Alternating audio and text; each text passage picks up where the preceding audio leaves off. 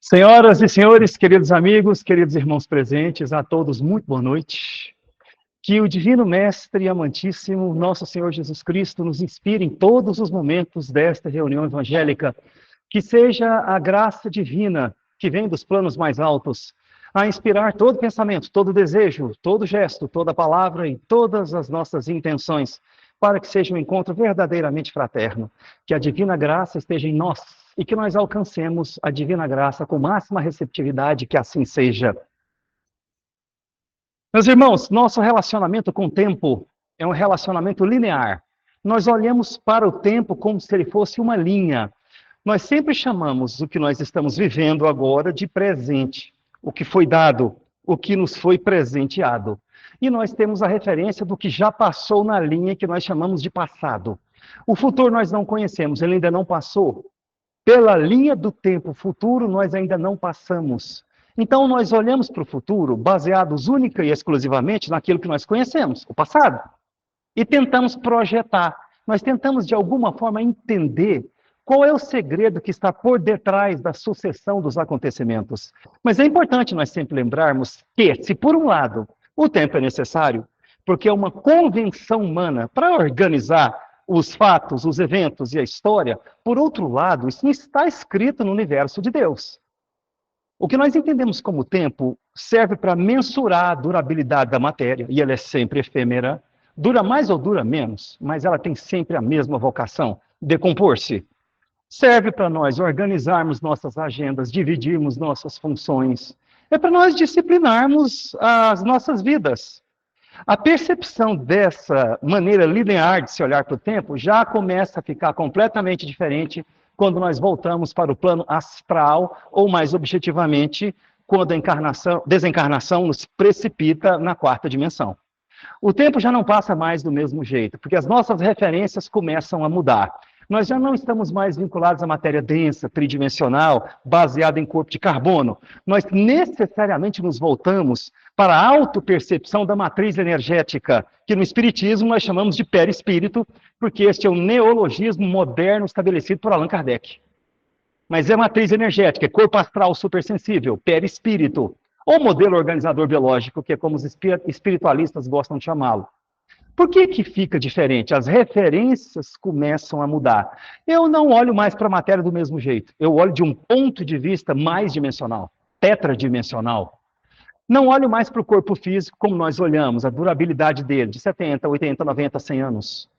Nós não temos mais um corpo físico que se deteriora da mesma maneira. Não é mais a tridimensionalidade densa da encarnação hominal.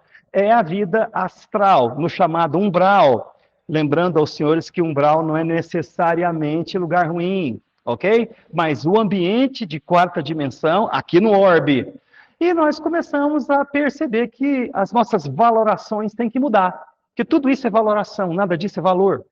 É tudo como nós mensuramos, é apenas o valor que nós emprestamos, é como nós enxergamos essas coisas, porque valor é eterno, não se deteriora, não está submetido a nenhum tipo de tara ou limitação, como por exemplo o tempo. O tempo é uma limitação. Vocês diriam o quê? Que existe alguma coisa no universo de Deus, conhecido como tal, que não está sujeito à limitação? Então vocês estariam dizendo ao mesmo tempo, não estou me referindo à matéria. A matéria tem como base estabelecida por Pai, o Criador, aquilo que no Espiritismo as entidades venerandas nos dizem e elas se referem a essa matéria como sendo o fluido cósmico universal. O que é isso? É um elemento básico e livre a partir do qual e a partir de quais modificações o que conheceis é estabelecido. Por isso que toda matéria se decompõe. É como se a matéria, se ela tivesse vontade própria e se ela pudesse pensar, diria o seguinte: eu não quero ficar congelada o tempo todo, eu não quero ficar condensada. Ou nos reinos superdensos, eu não quero ficar supercondensada. Eu quero voltar a ser livre. Eu quero voltar a ser fluido cósmico universal. Poderíamos dar um exemplo rápido: o tubo de ensaio para os mergulhadores. É possível, porque através de um container muito resistente, então relativamente pesado, o ar pode ser comprimido. Por quê? Ele tem que sair devagar, e se ele é comprimido é para caber mais, e o mergulhador já pode ficar 1, 2 horas submerso. Porque se o ar fosse colocado lá normalmente, não daria nem 1 minuto. Então eles têm que comprimir o ar. A partir do instante em que o ar é comprimido dentro do tubo, o que ele está fazendo? Ele está empurrando as paredes para fora. Se você colocar pressão demais, ele explode, porque o tubo não teria resistência com o metal, com o material, para resistir a tanta pressão. O ar comprimido quer dizer que ele quer voltar a ser ar livre na atmosfera. E toda matéria quer dizer, não quero ficar o tempo todo congelada, condensada, não quero ficar vibrando tão baixo, eu quero voltar a ser fluido cósmico universal. Essa é a lei de toda a matéria que conheceis. Porque foi uma fagulha de metafísica que produziu toda a física que nós alcançamos. Toda ela. É como se Deus dissesse, aqui eu quero fazer desse jeito. E ele fez assim. E o Pai faz conforme ele quer. E ele não tem limitação de espécie alguma. Ele estabelece o que ele estabelece. E por ele estabelecer é tudo absolutamente perfeito. Não pensem os senhores que em todas as galáxias, em todos os versos do Uno, o universo que foi derramado pelo Uno, são as mesmas leis da física. O que seriam? Mas eu não vou enfiar minhoca na cabeça de vocês, não é assunto para hoje. O que interessa agora é nós avaliarmos que nesse universo, nesse verso derramado pelo Uno, valem essas leis. E dentro dessa percepção do desenrolar, do grau de decomposição da matéria, nós estabelecemos uma ordem para entender tudo isso, e nós chamamos isso de tempo. Os profetas hoje são conhecidos como aqueles que podem dizer coisas que só vão acontecer naquela parte da linha porque nós ainda não percorremos. Eles vão olhar e vão acessar aquilo de uma maneira diferente. Mas é bom nós lembrarmos que na época de Jesus, de onde vieram essas afirmações de que haverá falsos cristos e falsos profetas, que o que se compreendia como profeta não era bem isso. O que ocorreu é que alguns profetas começaram a acessar o futuro, como João Evangelista no seu Apocalipse, seríssimo, extremamente importante. E como outros também o fizeram, como mais depois um grande profeta, muito capacitado na França, e que se atribuiu então a todos eles a capacidade de simplesmente olhar para o que não aconteceu. Mas na época de Jesus não era bem isso. O profeta era alguém que representava Deus, ia revelar coisas que estavam ocultas de forma a acelerar a marcha do progresso, que é a linguagem nossa de hoje, mas naquela época para beneficiar os filhos de Deus. Por quê? Se alguém toma um rumo coletivamente ruim e se aproxima do abismo, Deus não descuida dos seus filhos. É bom que os irmãos entendam, e nós lembramos sempre, que Deus nunca vai fazer a nossa parte. Não adianta esperar que Deus faça a nossa parte, porque essa parte nossa é absolutamente imprescindível para a potencialização daquilo que nós chamamos de felicidade. Deus não vai tirar de nós o recurso que Ele deu para nós sermos felizes. Essa felicidade brota da nossa criaturidade e que nós chamamos de livre-arbítrio espiritual intransferível. O nosso livre-arbítrio sempre determina quais escolhas nós vamos fazer. Tudo que nós estamos vivendo agora é produto direto das escolhas que nós fizemos no nosso passado espiritual. E essa é uma responsabilidade que jamais será transferida para mais ninguém. Quando nós tomamos uma decisão consciente para o certo, certamente que nós nos tornaremos escravos das boas consequências. E destas nós nunca lamentamos. Mas num relativo estado de consciência, contra a própria consciência, que é o Cristo interno, nos negando a participar da luz interna do nosso Cristo, que é o Emmanuel, ou o Deus em nós. E contra tudo isso, escolhemos as trevas, passamos a ser escravos das más consequências. E destas nós lamentamos, quase sempre, e muito, porque são terríveis as consequências. O pai, quando vê que, do ponto de vista coletivo, por exemplo, determinada cidade ou determinado povo muda os rumos para o abismo, o pai já enxerga o abismo, porque o pai não sofre essas limitações de tempo. Deus não sofre limitação de nada. Não adianta querer atribuir a Deus limitação. Ele não sofre nenhum tipo de limitação. As limitações são próprias para provocar a marcha do progresso e despertar a evolução nos povos, nas pessoas, então no livre-arbítrio, tanto individual quanto coletivo. Porque a afinidade produz os livre-arbítrios coletivos. E como o pai sabe tudo, e para ele tudo é presente, não tem esse negócio passado, presente e futuro, isso é limitação, e Deus não as tem, ele quer mudar a marcha do progresso. Então ele envia um profeta. E o profeta diz o seguinte, olha, estou vendo aqui que vocês escolheram um abismo. Quem escolheu o abismo não enxerga mais adiante o resultado direto das más escolhas que produziu. Ele enxerga as árvores, ele enxerga uma montanha, não enxerga o que está por detrás, e é o abismo. Então ele diz, mudem os rumos, voltem para a outra direção, onde vocês poderiam chegar a bom termo. Não façam essas más escolhas. Nós damos o exemplo famoso e que está registrado na Bíblia de duas cidades, Sodoma e Gomorra. Aquelas coletividades haviam feito péssimas escolhas, a tal ponto que já estava quase completamente perdido. Quase tudo. E eu não vou dizer para vocês o que eles estavam fazendo. Vocês imaginam, porque nós estamos muito próximos exatamente do que causou a condenação daquelas cidades. E aí vocês sabem, né? Os espíritos, quando tem que tomar uma decisão mais drástica, eles tomam. Eles decidiram que eram para retirar de lá 3 ou 4 ou 5 pessoas, entre eles uma mulher muito curiosa, vocês sabem o que aconteceu, né? E disse, olha, saiam vocês daí, porque não tem mais remédio para a cidade. É como se ele dissesse, olha, nós vamos fazer alguma coisa, mas vocês não merecem. Vocês não participaram desse karma coletivo. Vocês têm mérito. Então, passem para o lado de cá, entrem na graça do seu Deus, vocês merecem proteção. Aqueles não fizeram por merecer. E do céu disparou um jato de sal que acabou com tudo lá, ao mesmo tempo em que higienizou. O sal não somente tempera todas as nossas experiências materiais, o sal também protege contra a corrupção. Ele purifica, é catarse. E havia dito para a mulher, não olhar para trás, ou seja, não querer voltar, não se arrepender, não buscar nada, deixar aquilo completamente para a decisão do céu. Mas ela voltou e o jato de sal pegou nela também. Isso aqui tudo é não tão literal quanto eu estou dizendo, mas mais metafórico. Mas o fato é que aquelas cidades deixaram de existir.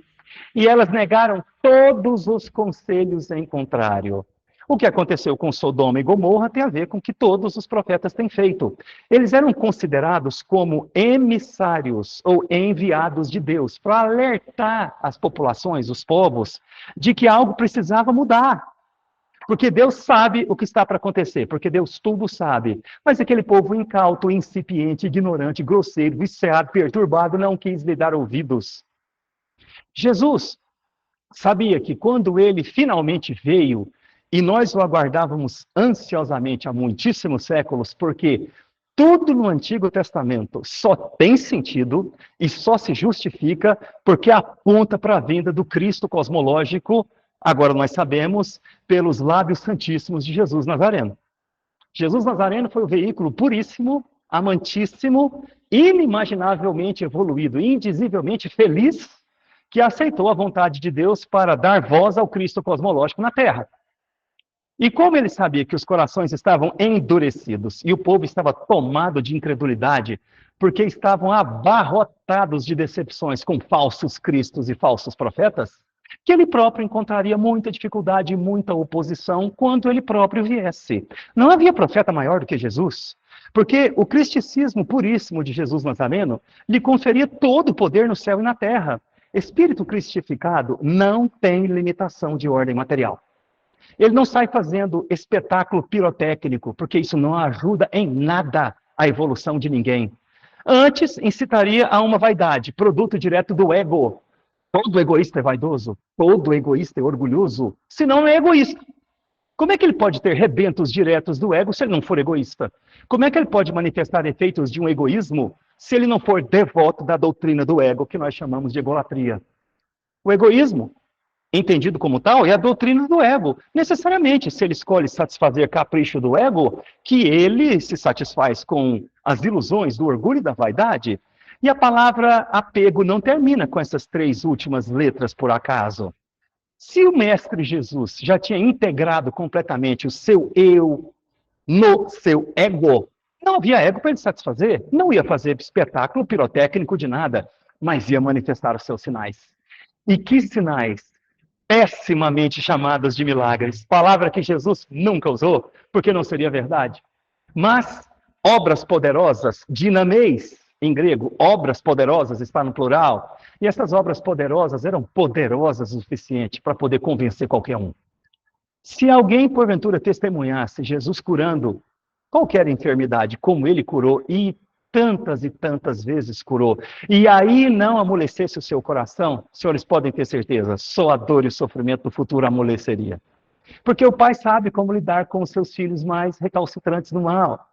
E o Mestre Jesus não veio só curar, ele veio proclamar um reino novo, que era uma espécie de derramamento, sendo o porta-voz sublime do Cristo cosmológico, para que o que Deus quer para nós se estabelecesse definitivamente na Terra.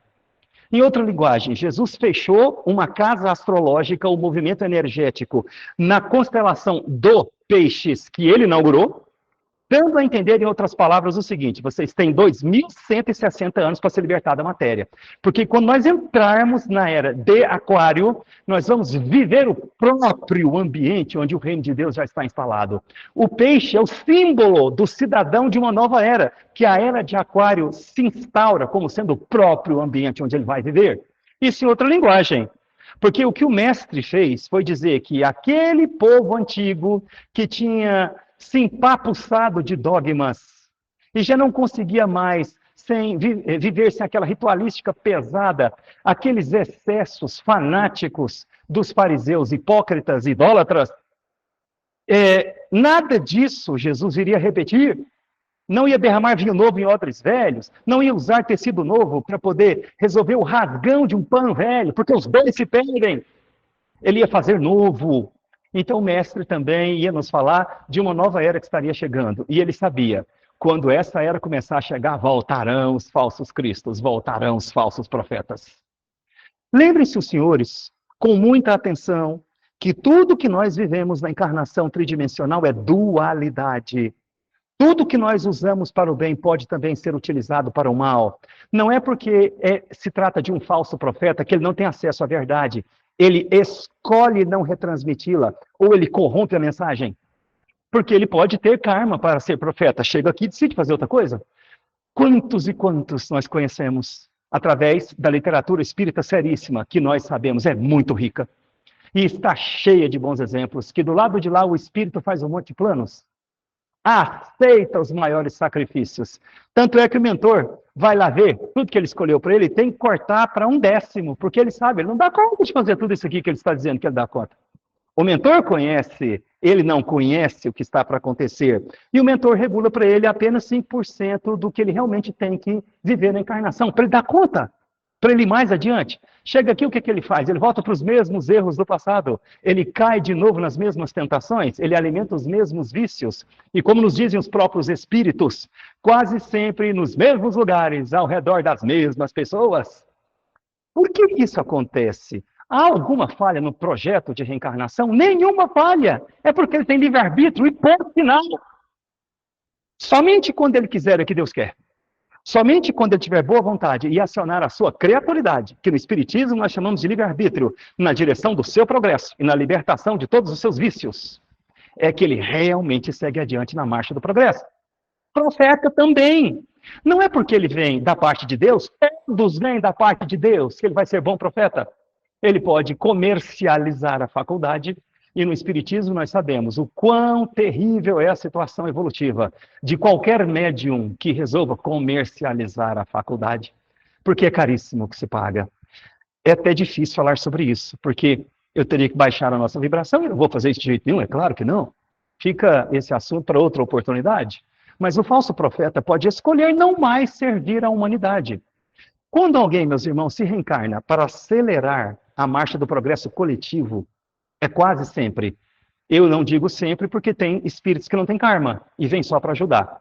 É quase sempre porque ele já é um devedor das coletividades. Alguém aqui é professor? Abençoado seja o seu karma, irmão. Que Deus te abençoe muito. Não estou falando do senhor, hein? Estou falando do ponto de vista geral do karma. Cuidado. Como é que é professor no Brasil? Mal remunerado, trabalha que não é brincadeira, está sempre devendo, não estou falando do senhor, hein? Está sempre devendo. Em casos mais dramáticos, quero crer que sejam exceções, mas em casos mais dramáticos, a apanha do aluno, a apanha dos pais do aluno, porque reprovou o aluno. O karma do professor no Brasil é um karma difícil, né? Ninguém decide adotar um magistério para ficar rico, do ponto de vista material. Ele adota porque ele sente que ele tem uma vocação irresistível. Por que que ele é tão mal remunerado e ele, vamos dizer assim, no mínimo, ele é representante de uma das mais importantes profissões que nós conhecemos? Quase um sacerdócio. É porque lá atrás ele abusou das coletividades. Então agora ele tem que se ressarcir com elas. Provavelmente lá atrás ele foi administrar certas quantias e não foi muito honesto. Não estou falando do senhor, hein? Geral, quando isso ocorre, é o karma geral, que fique guardado o respeito, né? Então, como professor, ele tem que se ressarcir com as coletividades, não vai ganhar muito. No Brasil, em outro país, o karma já é diferente.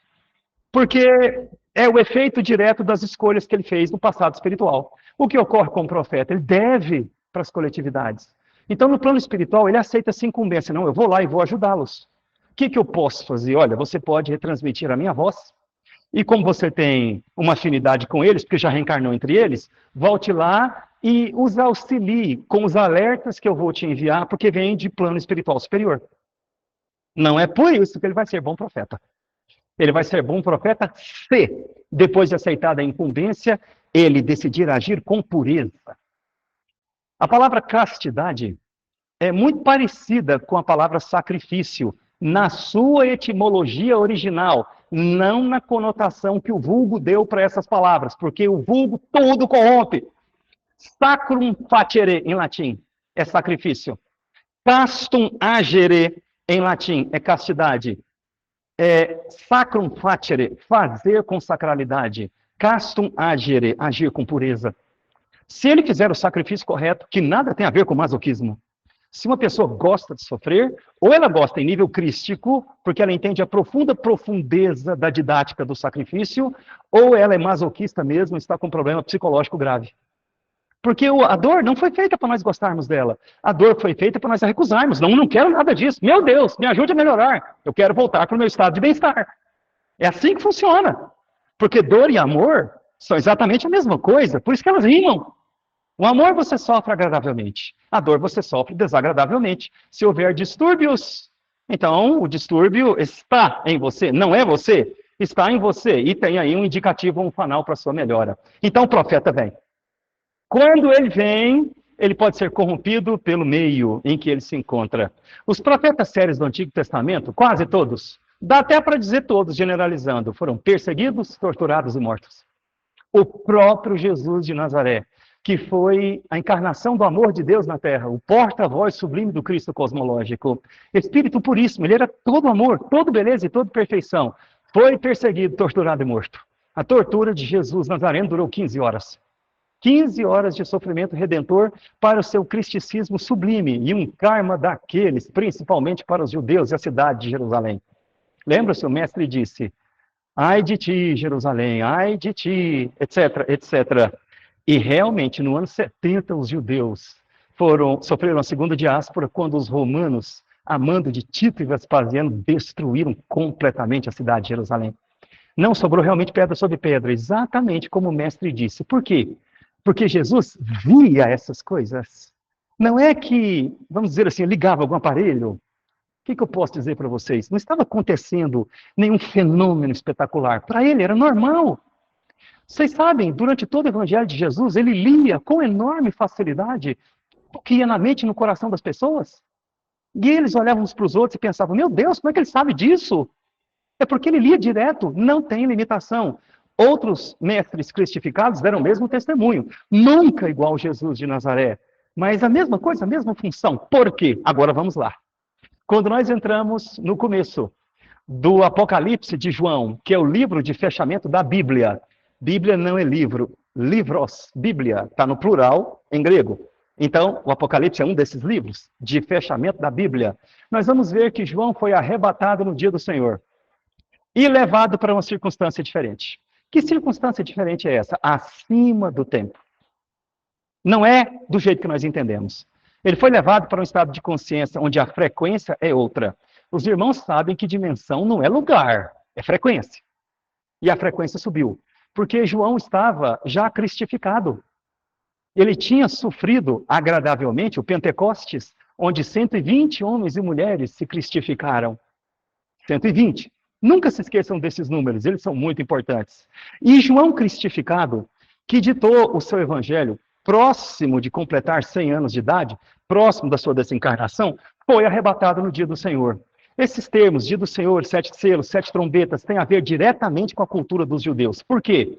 Porque ele sobe para um ambiente onde Jesus vai compartilhar a verdade com ele, e que nós vamos chamar de futuro, e depois ele tem que voltar para as baixadas tridimensionais da encarnação e codificar na nossa linguagem. Por isso que ele tem que falar, no dia do Senhor, 7 selos, 7 não sei o quê, porque é a única coisa que o cérebro sabe fazer. Se Jesus fosse conversar na linguagem dele conosco, quem poderia entender? Imagine um intelectual da Academia Brasileira de Letras, ou se for preferirem de outro lugar, desde que seja um exímio dominador do idioma pátrio, como Rui Barbosa foi. Dizem que Rui Barbosa foi um dos que mais conheceu o idioma português. Imagine se um desses aí fosse conversar com uma criança que acabou de ser alfabetizada nesses termos. A criança não ia entender nada, por mais elaborado que ele fosse. Jesus tinha que baixar a linguagem dele, que era divina, como diz Mestre Ramatiz, um dos mais sábios anjos do céu, para que nós pudéssemos nos fazer compreendidos. Então, João foi arrebatado no dia do Senhor. E o que Jesus mostrou para ele? Olha o que vai acontecer com esse povo se eles continuarem desse jeito. E ele codificou no seu Apocalipse. Então, meus irmãos, Apocalipse é um conjunto de metáforas e de símbolos que, se bem decodificados, mostram para nós qual vai ser o resultado das escolhas que nós fizemos. Não se sintam presos a esse karma, porque o karma individual é o mais poderoso. Foi ele que produziu o karma coletivo e não o contrário. Então, pelo próprio karma individual, vocês podem se libertar completamente. E ele codificou nessas metáforas o que estava para acontecer. Por isso que os profetas são hoje reconhecidos como sendo os que fazem leitura do futuro. Mas não é só isso. São aqueles que estão capacitados para receber as mensagens que vêm dos planos altíssimos e alertar a população. Então, ele não precisa necessariamente falar do futuro. E como nós estamos em pleno fechamento do ciclo evolutivo, porque a transição para a era de Aquário já começou, e se vocês olharem no Apocalipse de João, a nação declarará guerra sobre nação, etc. Mas ainda não é o fim do ciclo evolutivo, fim do fechamento da era de peixes, e não imersão ainda completa na era de Aquário. O fim é sempre a renovação dos ciclos. Deus não precisa destruir nada. Quando ele faz isso é porque ele entende que é interessante. Não vai destruir a Terra. Até um bebê. Por que sacrificar o bebê? Se ele tem uma enorme vocação de ser um adulto maravilhoso. A Terra agora que começou a se estabilizar e o projeto vai ser interrompido porque um punhado de cabeçudos se encarnou aqui e está muito acostumado a fazer bagunça. Porque nós já conhecemos outras civilizações aqui mesmo, neste planeta, e que não ficaram mais registradas no tempo porque não foi permitido, para que nós não tivéssemos acesso à mesma informação que causou a derrocada das outras civilizações. É sempre o Pai nos protegendo. No fechamento do ciclo evolutivo, as criatividades vão ficar super excitadas. Começam a aparecer os falsos cristos e os falsos profetas. O que são os falsos profetas? São aqueles que dizem que retransmitem a voz de Deus, mas não retransmitem. Quem são os falsos cristos? São aqueles que recebem a vontade de Deus e as corrompem, principalmente comercializando. Essa comercialização não deve ser só compreendida como dinheiro. Nós temos visto aí na internet casos que nós temos acompanhado, fiquem tranquilos, não vou citar nenhum em hipótese alguma, mas nós temos visto pessoas que começam dizendo coisas lindas, arrebatando multidões e que caem em escândalos sexuais. Pessoas que pregam desapego, pessoas que pregam, vamos dizer assim, desconforto completo, como se isso os afastasse das tentações, elas próprias acumulando ouro, acumulando riquezas e roubando dos seus seguidores. E nós temos visto pessoas que apregoam virtudes, sendo elas próprias ainda escravas dos seus próprios vícios. Falsos profetas. Estão induzindo as populações a erro. Como é que nós nos protegemos deles? Há um fanal que nos confere absoluta segurança se nós mantivermos o bom senso, o discernimento e a consciência, que é a nossa ligação com Deus, que são os frutos que eles dão. Não tem como uma árvore saudável dar frutos podres. Uma árvore saudável tem seiva saudável que alimenta, porque ela retira da terra, através das raízes, a seiva, que é mais ou menos saudável. Quando a seiva chega saudável nos ramos, e ela começa a florir, os frutos serão resultado dessa seiva. Se a seiva é saudável, os frutos serão bons. Se, entretanto, o problema começar nas raízes, não tem chance dos frutos serem bons. No começo é tudo lindo, tudo maravilhoso. Eles dizem o que nós queremos ouvir. Mas e depois? Quando nós observarmos que não é bem o que eles estão dizendo, porque eles não imprimiram neles mesmos o comportamento que eles apregoam para os outros, falso profeta, árvore que dá frutos podres. Nós só nos enganamos, meus irmãos, porque nós queremos ser enganados. Nós gostamos de ser enganados. Me engana que eu gosto, porque é mais fácil.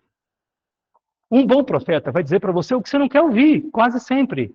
Ele vai te irritar, porque ele vai mexer com refolhos no seu psiquismo, fazendo você, de alguma forma, resvalar nas suas próprias sombras, que você tem insistido muito e gastando muita energia para você esconder de você mesmo. Psicologia simples. Somente um olho faltoso está sempre preocupado em encontrar faltas nos outros. E quaisquer faltas que ele porventura encontre serão suas próprias faltas. Ele projeta. Se eu sou invejoso, e eu sempre sinto inveja, e a inveja, que é um fogo interior, me consome, quando eu vejo alguém conquistar aquilo que eu quero, nasce a inveja, mas eu quero esconder a inveja de mim mesmo. Se porventura alguém me expõe e qualquer frase ou comportamento me coloca como invejoso, imediatamente eu reajo mal. Eu estou tentando esconder de mim mesmo e vem esse abençoado me lembrar. E é sempre assim. Um profeta vai dizer, reveja isso que você escolheu para a sua vida, e nós não reagimos bem. Mas quando eu já tenho um compromisso com a minha própria libertação espiritual, fica muito simples, muito fácil eu discernir uma árvore boa de uma árvore má. Com calma e paciência, Jesus ia instruindo o povo. Chegou num ponto que o povo estava tomado de fascínio pela sua doutrina. Por quê? Jesus era absolutamente honesto, puro e perfeito. Lembrem-se que ele disse, o Espírito de Deus está sobre mim. Ele era Espírito puro, cristificado, era a voz de Deus na terra. E devagar o povo foi vendo, esse aqui é diferente. Nesse eu posso confiar. Ele fala, não como os escribas e os fariseus, porque escriba e fariseu é campeão mundial de decoreba, sem nenhuma conexão com aquilo que ele repete. Não havia conexão. Ao passo que Jesus vive intensamente e já havia realizado completamente nele próprio o reino que ele pregava. O jovem rico foi procurar Jesus justamente porque ele sabia, esse é diferente. Então eu vou lá, ou vai ou racha. Ou ele me diz o que é esse reino dele que eu não encontrei, ou então eu não sei o que vai acontecer comigo, porque eu preciso desse reino. Era o que o jovem rico queria, mas haviam mentido para ele. Os falsos profetas da Palestina do primeiro século haviam dito para o jovem rico que se ele fizesse o depósito no gasofilácio, se ele frequentasse o templo e se ele cumprisse os ritos ou os dogmas, que ele seria feliz. Não tem problema nenhum você ser rico, mas vem cá e põe a sua oferta. O jovem rico falou, ah, é? Então vamos lá, porque se tem uma coisa que ele sabia era multiplicar patrimônio. E o que aconteceu? Não encontrou felicidade. Completamente vazio por dentro e decepcionado com aqueles falsos profetas. Ele foi buscar o Espírito puro de Jesus. Em outras palavras, o jovem rico foi dizer o seguinte para Jesus, mestre, eu quero ser feliz, o senhor sabe o que é isso? O que eu tenho que fazer? O que eu fiz de errado? Diz para mim, mestre, eu quero ser feliz. Jesus disse para ele, você é escravo dessas porcarias que você acumulou. Vai, vende tudo o que tens e dá aos pobres, e aí sim você terá um tesouro nos céus. O tesouro de Jesus não é material, mas aqueles falsos profetas disseram isso para eles. Não é o que eles dizem para nós? Para você ser feliz, basta você fazer isso. Basta você mudar aquilo, basta você comprar esse produto, basta comprar aquele curso, basta você cumprir essa série de situações que não necessariamente vão nos dar nenhum tipo de resultado. Você pode fazer poucas coisas com tanto amor que, de fato, aquilo desperta em você a plenitude da glória que vos pertence, mas pode também dar com os burros na água e ficar, no final das contas, tomado de decepção e com a sensação de que você perdeu seu dinheiro, perdeu seu tempo, perdeu seus recursos, perdeu a fé. Não é possível perder fé. Só é possível ficar empapuçado de crenças e, por exatamente esse mesmo motivo, perdê-las. Então, os profetas atuais, os verdadeiros, estão muito raros em meio a tantos falsos profetas que nos induzem ao mal, apregoando o bem, que eles não realizam neles mesmos. Esse é o nosso canal. Essa é a nossa segurança. Essa árvore é boa, é coerente, é desapegada. Essa é a palavra final, meus irmãos. Não existe profeta apegado a nada. Não tem como ele ser apegado à transitoriedade e ser fiel retransmissor da, vamos dizer assim, permanência das coisas espirituais. Não tem como ele idolatrar a matéria ao mesmo tempo em que ele serve ao Cristo interno, porque não se serve bem a dois senhores. Ou ele é completamente comprometido com a missão de retransmitir a graça do conhecimento, a graça do cuidado, a graça, enfim, que pode ser oferecida a todos, ou ele é falso. Jesus nunca, jamais, em hipótese alguma, negociou nada com os fariseus. Nunca. Jesus não tinha o que negociar. Ele era portador do tesouro, do valor, da eternidade. Essa é que interessa para nós. O Evangelho é a maior experiência que um homem já teve de Deus. É o tesouro eterno. Ele está escrito no universo. Ele é a causa do verso.